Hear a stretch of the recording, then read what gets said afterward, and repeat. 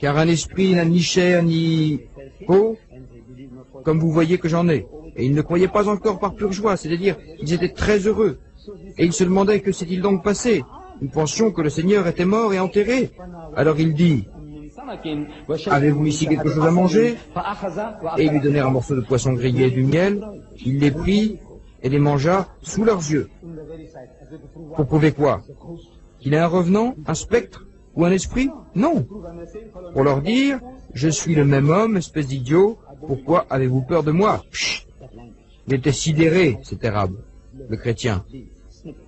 Cette langue. Ainsi j'ai appris ces bribes de différentes langues. Je ne connaissais pas l'hébreu, je ne connais pas l'indonésien, je ne connais pas l'arabe, je ne connais pas l'espagnol. Mais je vais vous révéler mon secret. Vous voulez savoir comment je fais? J'ai une méthode d'apprentissage unique en son genre. Une méthode unique, unique. Personne. Je suis une personne unique, vous savez. Il n'y a aucune autre personne au monde. Non.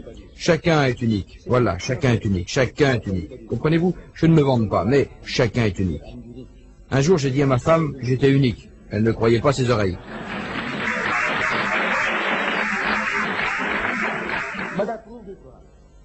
Mais je lui ai prouvé.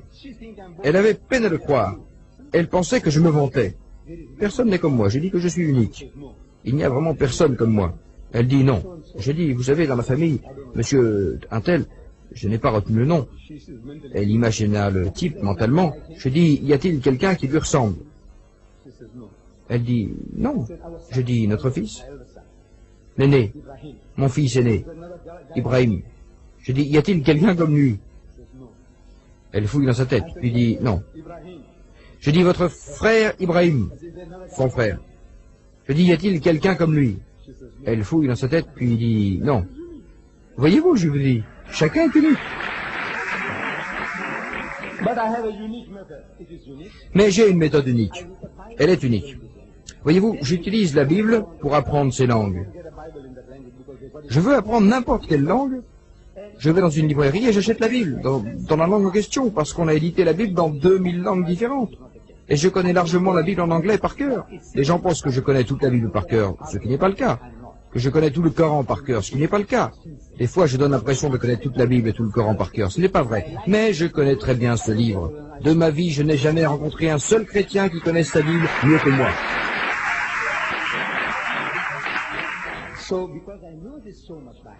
Alors, comme je connais largement ce livre par cœur, si je veux apprendre l'arabe, je cherche une Bible arabe et je l'ouvre au verset que je connais déjà par cœur. C'est très facile pour apprendre et pour comprendre chaque mot. Si je veux apprendre l'indonésien, je cherche une Bible en langue indonésienne et je fais pareil. Si je veux apprendre le zoulou, je fais la même chose. Swahili, je fais la même chose. Voilà comment j'ai appris les langues. Je vous dis une méthode unique. Et j'aimerais que vous fassiez comme moi. Je ne vous demande pas d'aller tous acheter les Bibles et apprendre de cette manière, non. Mais ce que j'ai en anglais, la Bible, vous l'avez en arabe, le Coran. Je dis, servez-vous de ce livre. Vous connaissez ces versets? Je dis oui. Maintenant, vous prenez une traduction anglaise, cherchez les mots que vous connaissez déjà. Et lorsque les anges dirent « Oh Marie »,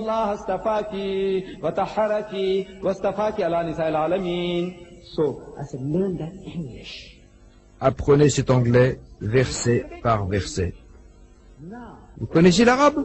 Maintenant, apprenez l'anglais. Une fois que vous l'aurez fait, votre vocabulaire sera amélioré, la construction des phrases sera améliorée.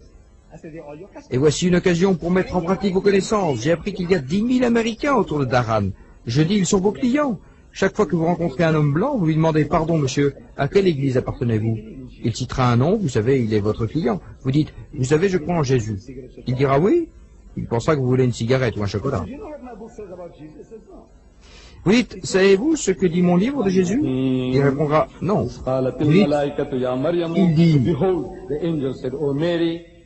et lorsque les anges dirent, ô Marie,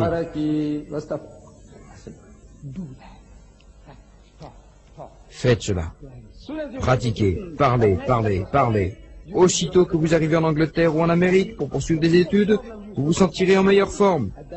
Voyez-vous, le plus grand problème que les étudiants rencontrent ici, je sais, j'ai appris que votre problème numéro 1, quand vous venez dans ce pays, apprenez-vous l'anglais chez vous? Votre problème, c'est la langue. Le problème numéro 1. Deuxième année, votre problème numéro 1, c'est la langue. Troisième année, votre problème numéro 1, c'est la langue. Quatrième année, le problème de la langue est peut-être relégué au deuxième plan ou au troisième plan. Il y a d'autres problèmes. La langue, voilà votre problème. Alors maintenant, voilà ce que vous devez faire. Vous apprenez la parole d'Allah, vous parlez, vous lisez en arabe. Allah vous donne sawab, sawab, sawab. Chaque fois que vous lisez une lettre, Allah vous donne 10 sawab, bénédiction. Quand vous dites al-Islam veut dire 10, 30 sawab. Vous dites 190 sawab. Je ne les ai pas comptés, mais plus de 200 sawab. Bénédiction, bénédiction. Vous aurez sawab. L'arabe devient plus aisé, l'anglais est amélioré, vous gagnez en courage. Maintenant, quand vous rencontrez quelqu'un, vous pouvez lui parler. Vous devenez causeur, vous savez. Si demain matin, nous vous donnons l'occasion de poser des questions du rez-de-chaussée, même pas le quart de vous ne serait là. Savez-vous pourquoi? Terrifié, terrifié. J'ai vu ça maintes et maintes fois. Aussitôt qu'ils arrivent et se mettent à écrire un flot, un déluge de questions. Pourquoi vous avez une peur panique de vous lever et de parler? Pourquoi? Parce que vous n'en avez pas l'habitude. C'est la vérité. Levez-vous et parlez. Posez des questions. Couvrez-vous de ridicule. Mais plus vous vous montrez ridicule, plus vous vous améliorerez. Quelle belle occasion vous avez ici. 2 millions d'Américains. Tout le monde est disposé à vous écouter dans la langue que vous vous efforcez maintenant d'apprendre. Parlez-lui et confondez